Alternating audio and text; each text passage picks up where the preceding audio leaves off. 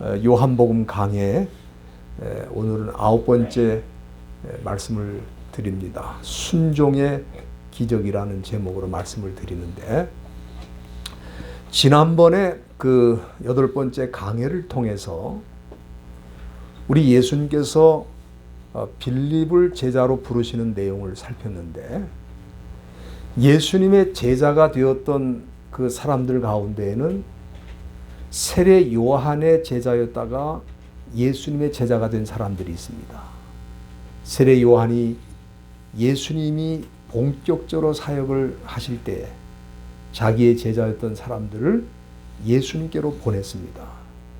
그 사람들이 누구냐 하면 안드레와 요한이라는 사람이고, 그리고 안드레의 형제 시몬 베드로는 안드레가 예수님께 소개해서 예수님의 제자가 된 것입니다.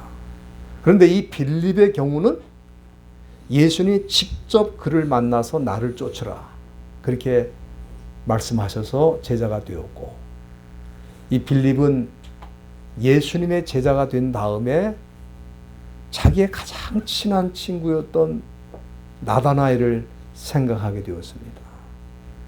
그래서 자기 친구 나다나엘에게 내가 메시아를 만났다. 그런데 그분이 요셉의 아들 나사렛 예수님이 바로 메시아였다.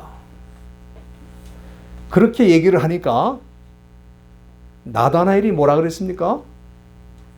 나사렛이라는 동네에서 어떻게 선한 것이 나오느냐. 그 당시 사람들의 그 속담입니다. 나사렛 같은 데에서는 결코 인물이 나올 수가 없다. 그런 생각을 하고 있었어요. 그때 빌립은 자기 친구 나다나엘에게 이런저런 설명을 상세히 하지 않았습니다. 단지 와보라. Come and see. 네가 와서 직접 보라. 그분을 한번 만나봐라.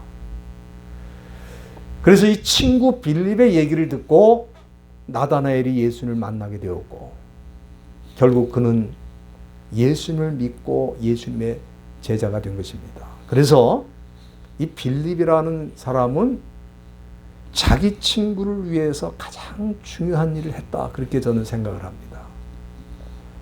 저와 여러분들도 사실은 우리 주님께서 친히 부르셨지만 또 친구를 통해서 주님께 나온 사람들도 있고, 또 부모님을 통해서 나온 사람들도 있고, 다양한 방식으로 주님을 찾아서 나오게 되었는데, 이 모든 것이 하나님의 은혜인 줄로 믿습니다.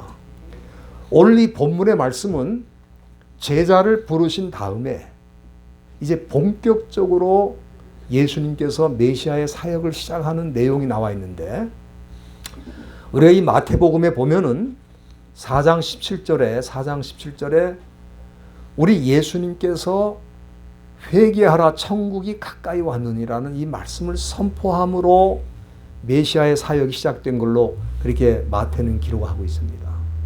그런데 요한은 예수님께서 이 갈릴리 땅 가나에서 혼인잔치에 참여하시고 물을 포도주로 만드는 이적을 행함으로 메시아의 사역을 시작하신 것을 기록하고 있습니다. 이것은 사도 요한은 이 복음서를 기록할 때에 예수님의 신성, 예수님이 바로 하나님이라는 사실을 강조하기 위해서 복음서를 기록했다 이 말입니다. 그래서 1장에는 지난번 우리가 살핀 것처럼 예수님의 신성을 강조하기 위해서 예수님께서 이 세상 모든 만물보다 선지하신 분이다. 앞서신 분이다. 그리고 모든 만물을 그를 통해 지었다. 창조하셨다. 그렇게 설명을 했고, 오늘 본문 요한복음 2장에서는 물로 포도주를 만드심으로써 이 세상 모든 만물이 그의 뜻대로 변화를 시키시는 창조의 하나님인 것을 이 본문이 보여주고 있다. 그렇게 생각을 합니다. 이 역시 예수님의 신성을 강조하기 위해서 기록된 사건이라는 것을 우리가 알 수 있는 거죠. 오늘 본문에 보면은 예수님께서 갈릴리 가나의 어떤 혼인 잔치집에 초대를 받아서 제자들과 함께 가셨는데 거기에는 예수님의 육신의 어머니인 마리아도 참석을 했습니다. 그런데 문제가 생겼어요.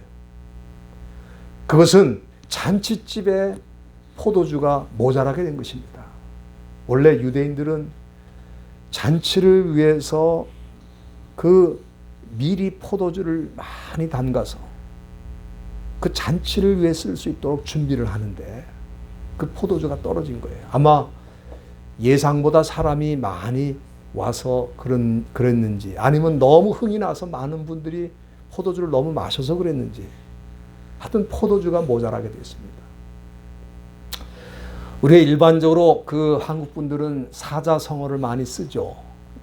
유비무환이라는 말을 많이 씁니다. 준비하면 어려움을 당하지 않는다. 근데 지금 이 사건은 뭡니까? 인간이 준비를 했어도 때로는 어려움이 있을 수 있고 문제가 있을 수 있고 부족함이 있을 수 있다는 걸 우리에게 보여주는 거예요. 준비 안 했겠습니까? 많은 준비를 했죠. 그러나 준비를 했음에도 불구하고 모자라고 부족했던 거예요. 잔치집에 포도주가 떨어질 때 기쁨이 사라지고 문제가 생긴 것을 알게 된 육신의 어머니 마리아가 3절에 보면은 뭐라고 했습니까? 예수님께 저희에게 포도주가 없다. 그 말은 뭡니까? 예수님한테 뭔가를 좀 도와달라고 요청을 한 거죠. 그런데 우리 예수님은 그 요청을 받으시고 아주 냉담했습니다. 4절에 보면은 여자요.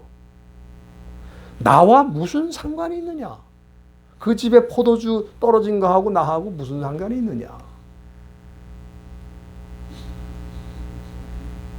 이 말씀은 아주 마리아를 난처하게 만드는 거죠. 그렇지 않습니까? 뭔가 도움을 요청했는데 거기에 대해서 거절하신 거예요. 우리가 신앙생활 하다 보면 그런 일들이 있습니다. 어려움을 당해서 우리가 기도하지 않습니까? 열심히 기도하고 주님 도와달라고 부르짖는데 전혀 응답이 없을 때가 있어요. 우리가 이 마태복음 15장을 보면은 거기에도 예수님의 소문을 듣고 한 이방 여인이 예수님을 찾아왔어요. 왜냐하면은 자기 딸이 귀신이 들려가지고 고통을 당하고 있는데 내 딸을 좀 고쳐달라고 예수님께 사정을 하기 위해서 우리 예수님을 찾아왔는데 여러분들이 성경 한번 보시기 바랍니다. 거기 마태복음 15장 26절 한번 보시길 바랍니다. 거기 보면은 우리 예수님 뭐라고 그러셨냐면은 자녀의 떡을 취해서 개들에게 던지는 것이 마땅치 않다. 다시 말하면은 이방 여인, 예수님을 찾아온 이방 여인을 향해서 너는 개와 같다. 당시 유대인들은 이방인들을 개처럼 취급을 했어요. 사실 충격 아닙니까? 그런데 이방 여인은 이 말씀을 듣고 낙심해서 돌아간 게 아니고 주님 그렇습니다. 그러나 개들도 주인의 상에서 떨어지는 부스러기를 먹지 않습니까? 다시 말하면은 예수님의 부스러기 같은 은혜라도 내게 임하면, 내 딸에게 임하면 내 딸이 치료받을 수 있고 회복될 수 있습니다. 그런 고백을 한 거예요. 저는 이것을 참 한계를 넘어가는 신앙이다. 우리 인생에 리밋이 있잖아요. 그 리밋을 넘어가는 거예요. 뭘로 넘어가냐? 믿음으로 넘어가는 거예요. 이 여인이 만약에 예수님의 그 말씀을 듣고 낙심하고 절망해서 돌아갔다면 아마 그 딸은 치료받지 못했을 것입니다. 우리가 이 시대에도 예수를 믿지만은 자기가 기도하는 대로, 자기가 원하는 대로 이루어지지 않을 때가 있습니다. 그러면은 아니 우리 예수님을 믿어서 무슨 소용이 있냐. 좀 예수님을 믿으면은 문제가 해결되기도 하고 기도가 응답이 되기도 하고 내가 원하는 대로 뭔가 진행이 돼야 되는데 그게 아니고 오히려 한계에 부딪힐 때 사람들은 예수 믿어봐야 소용이 없다. 낙심하고 좌절할 수가 있습니다. 그런데 우리가 기도해도 응답이 없는 것 같고 아무런 반응이 없는 것 같이 느껴질 때 그것은 우리에게 진짜 믿음이 있는지 아닌지를 시험하는 기간이다 하는 것을 우리가 알아야 됩니다. 이방 여인은 예수님께서 자신의 요청을 거절하는 것 같은 그런 상황에서 예수님을 끝까지 믿었어요. 그래서 마태복음 15장 28절에 보면은 우리 예수님이 그 여인의 믿음을 인정하셨습니다. 그래서 여자여 내 믿음이 크다. 내 소원대로 되리라. 그래서 그 여인의 딸이 치료를 받게 된 거예요. 오늘 이 본문 말씀에도 예수님이 마리아에게 뭐라 그럽니까? 여자여 나와 무슨 상관이 있느냐? 그 말을 듣고 마리아가 낙심하지 않았어요. 절망한 게 아닙니다. 오히려 이 5절 말씀에 보면은 마리아가 하인들에게 뭐라고 말합니까? 너희에게 무슨 말씀을 하시든지 그대로 하라. 지금 무슨 말씀하신 것도 아닌데 무슨 말씀을 하시든지 그대로 하라. 그렇게 부탁을 했어요. 예수님이 거절하신 게 거절한 게 아니고 오히려 예수님이 뭔가를 행하시려고 하는 것이다. 이렇게 생각을 한 겁니다. 아주 놀라운 믿음이에요. 여러분들 우리도 혹시 기도를 많이 했음에도 불구하고 뭔가 이루어지는 것이 없을 때 그때는 우리 주님께서 일하시기 전에 우리들의 믿음을 테스트하는 것이라는 사실을 기억하시기를 바랍니다. 마리아가 하인들에게 너희에게 무슨 말씀을 하실지 그대로 하라고 하는 것은 마리아의 믿음을 보여준 거죠. 어떤 믿음입니까? 첫째는 말씀에 대한 믿음입니다. 말씀의 신앙이죠. 예수님이 반드시 무슨 말씀을 하실 것이다. 그 말씀을 기대하고 기다리는 그 말씀의 신앙이에요. 말씀의 신앙. 그리고 두 번째는 예수님이 무슨 말씀을 하시면 그대로 하라는 거예요. 이거는 순종의 신앙이 아닙니까? 그러니까 지금 이 한마디 속에 말씀의 신앙과 순종의 신앙이 그 안에 내포되어 있고 그걸 고백한 거예요. 우리 예수님께서는 마리아의 이런 믿음을 인정하시고 7절에 보면은 하인들에게 돌 항아리 6개가 있는데 거기에 물을 채우라 그랬어요. 사실 포도주와 물이 무슨 상관이 있습니까? 여러분들 포도주를 물로 만들어요? 포도주는 포도로 만드는 거죠. 아무 상관이 없어요. 또 어디 가서 포도주를 좀 구해갖고 와라 그러면 이해가 되는데 물을 항아리에 채운다고 갑자기 포도주가 생기는 겁니까? 아마 조금 생각이 있는 하인들이라면은 절대 물을 떠다가 항아리에 담지 않았을 거예요. 그렇지 않습니까? 아니 포도로 포도주를 만드는 거지 물 담아갖고 무슨 소용이 있나. 그렇지만 마리아가 너희에게 무슨 말씀을 하시든지 그대로 하라고 했기 때문에 하인들은 그 예수님의 말씀대로 순종해서 그 물을 항아리의 아구까지 꽉 채운 거예요.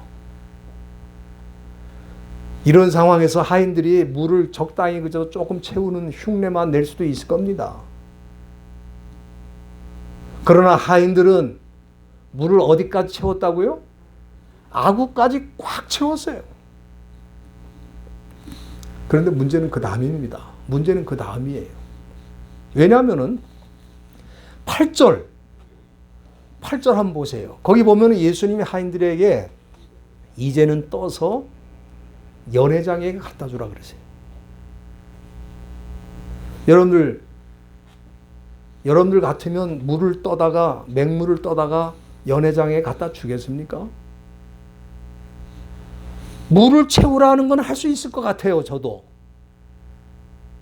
그런데 그 맹물을 떠다가 연회장에게 포도주로 생각하고 갖다 주라고 하는 거는,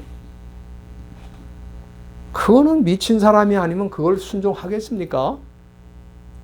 한번 생각을 해보세요.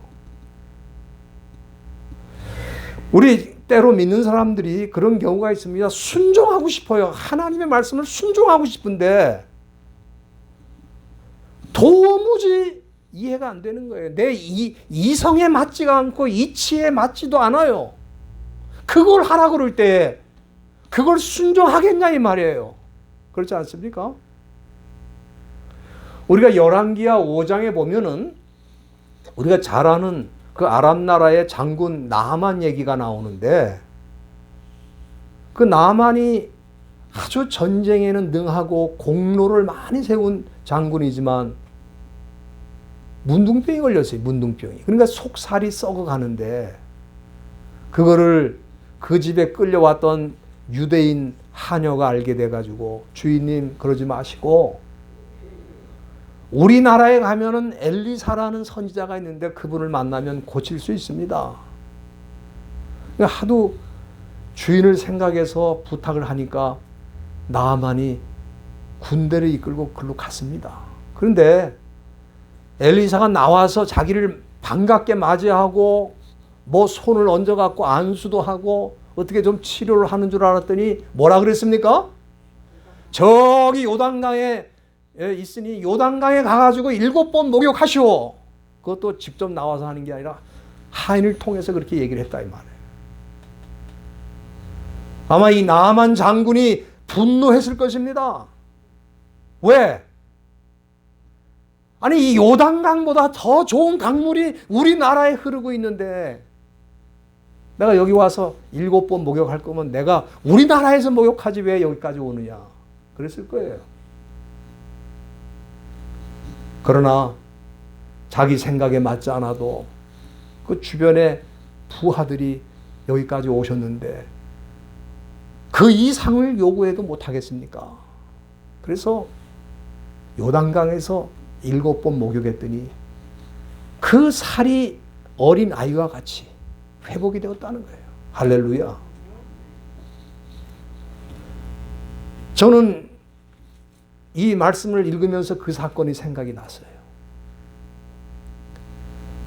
우리가 하나님 말씀대로만 순종하면 반드시 이적은 일어나는데 우리 생각과 우리 판단이 앞서기 때문에 그 말씀을 순종할 수가 없는 거예요. 여기 하인들도 이제 이 맹물을 떠다가 연회장에 갖다 줘라. 조금 생각이 있는 하인들이라면 그건 아니죠. 그거는 못합니다. 내가 물 뜨는 것까지는 해도 그건 못합니다. 그랬을 거예요. 그러나 그걸 갖다 줬잖아요. 그들은 순종했습니다. 그런데 여기 9절 한번 보세요. 9절. 연회장이 물로 된 포도주를 맛보았다는 거예요. 그런데 지금까지 자기가 먹어본 포도주보다 더 좋은 포도주였다 이 말이에요. 그래서 그 연회장이 신랑을 불러다가 칭찬을 합니다. 사람마다 처음에는 좋은 포도주를 내가지고 이제 취하게 한 다음에는 그 다음에는 어떤 거? 안 좋은 걸로. 왜냐하면 취한 상태니까 이미. 그런데 너는 지금까지 좋은 거를 가지고 있다가 마지막까지 주는구나. 칭찬을 했어요. 여러분들 이 기적이 어떻게 일어났습니까? 그 기적이 어떻게 일어났는지 연회장도 모르고 신랑도 모르고 그곳에 있는 사람들이 어떻게 해서 이 좋은 포도주가 지금까지 있게 됐는지를 다 이유를 모르는 거예요. 근데 9절 중간에 한번 보세요. 9절 중간, 본문 9절 중간에 보면은 물떠온 하인들은 알더라. 무슨 얘기입니까? 하나님이 주시는 기적은 순종하는 자만이 그 기적이 어떻게 일어나는지를 안다 이 말이에요.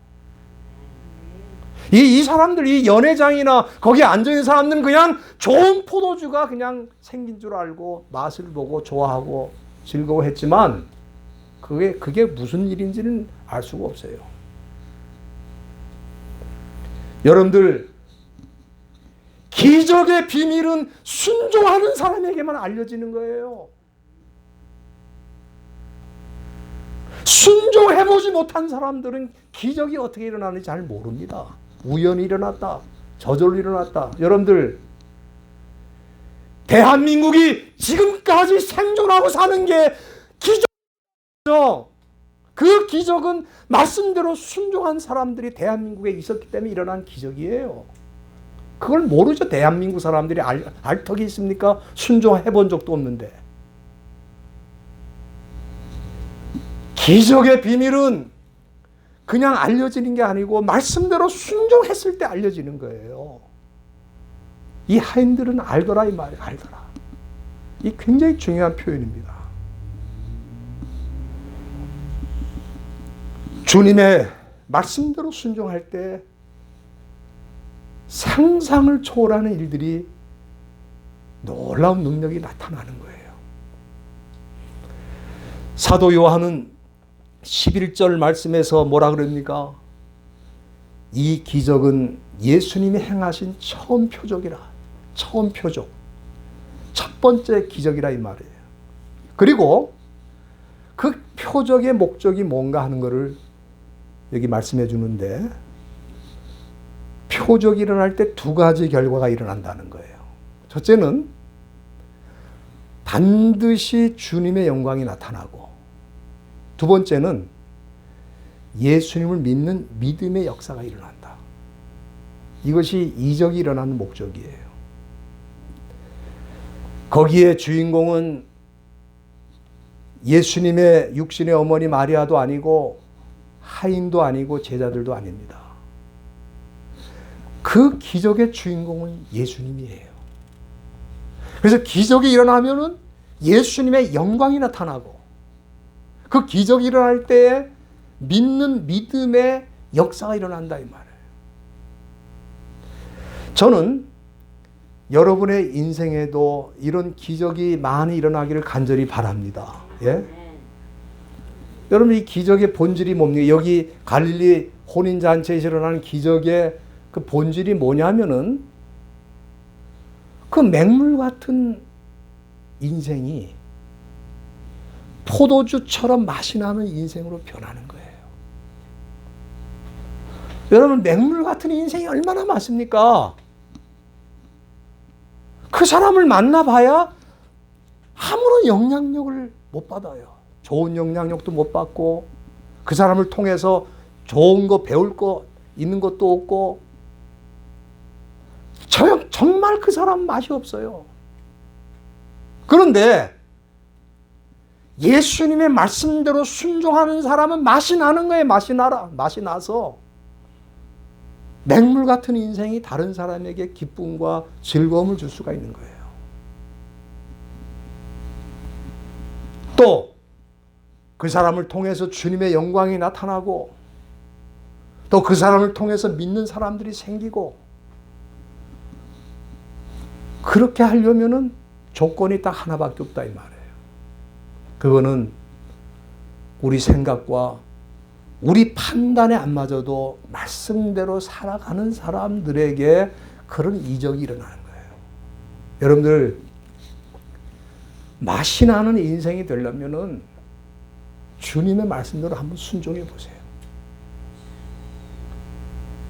다 자기 판단, 자기 생각이 언제나 옳고 주님의 말씀을 삐딱하게 보는 거예요. 뭐 그런 일이. 아니, 포도가 있어야 포도주가 생기는 거지 맹물 떠다가 무슨 포도주야.